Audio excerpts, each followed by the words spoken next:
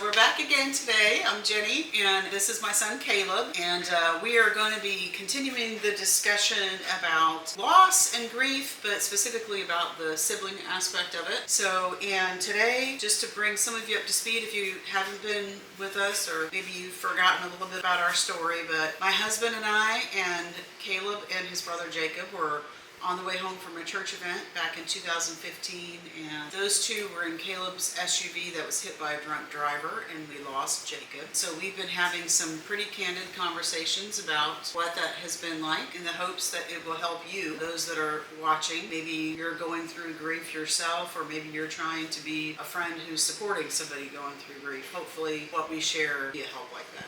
So it has been almost 10 years. Of course, we're giving away your age here. You were 20 at the time, and Jacob was 17. So in that 10 years, have things changed about how you tell people about Jacob now, 10 years later? I think that, so prior to the accident, I didn't want to discuss it really at all. And so anybody new didn't know him, I really wouldn't bring him up because I didn't want to have to open up a discussion and then go over, loss. But I think once I worked through all of that, and then I was able to, start to open up, and then if anybody, asked me if I had a brother, and I answered yes. One thing that I noticed at the beginning, and that I really try not to do, is whenever people lose somebody, they sometimes can almost put them on like a pedestal because they're only remembering the good stuff, which I do understand, and that is a choice, but I try to be realistic because Jacob had some amazing qualities. Very kind, a lot more than me, a lot more patient than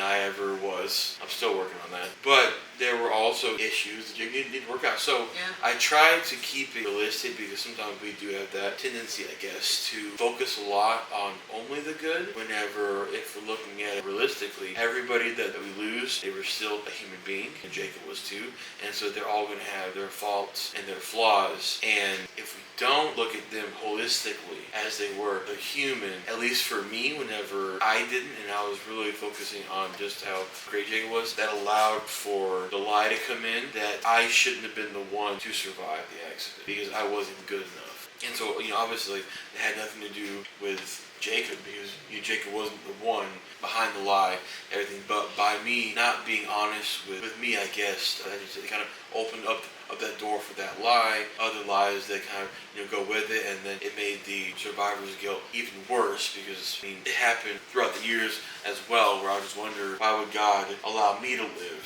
and not allow Jacob to, if he was so much better than me, and all this stuff, all these different ways. So just being realistic, I think about it. There are flaws in all of us, and there's also great things about all of us. And if you are a Christian, then God does have a plan, and so if you were spared, then it's for a reason.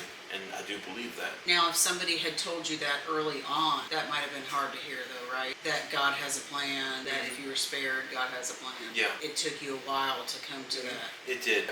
And there's a verse, I don't remember the exact wording, basically, that God works all the things for good for those that love him and are called to his purposes. Romans 8:28, my favorites. But I do think that sometimes we can focus on the beginning and even reword it, that God works all things for good. And he does, but even in the midst of that, we miss out on that he is working it for good. Like, that doesn't mean that it's going to be good right now. And it may not be good in the next year. It may not be good next month. So God is working, and to me, because I've really done deep dive into that book and the meaning around that verse, because especially near the beginning, once I was kind of getting out of the grief, not getting out of it, I was out of that initial grief where it just felt like it was just weighing down my actual soul. Yeah. But then I started working through it, and it was God worked for good. And whenever I began to actually read that verse, and then around it is that he is working things for good, and that at the end of our lives we can look back and say, wow, that worked for good. It did work for good, and so good things came out of that. But that's not right now. Yeah. And that's not in the middle of your grief where you're looking for that hope and stuff, and it may not have worked at all yet, or we may not see how well it's actually working for good for years after that. Also, then looking at the end of that verse, it mentions who, so that he is doing that for those who do love God and are basically working for his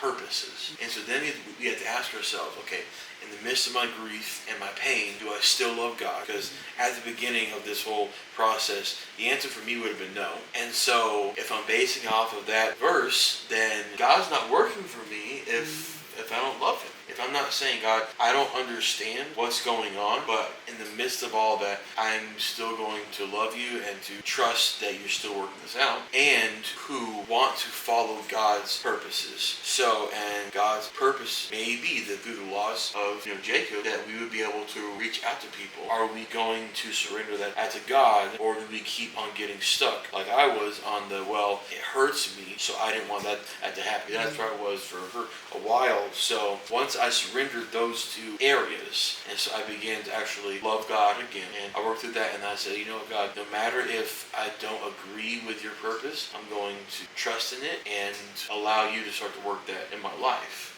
Then I found peace.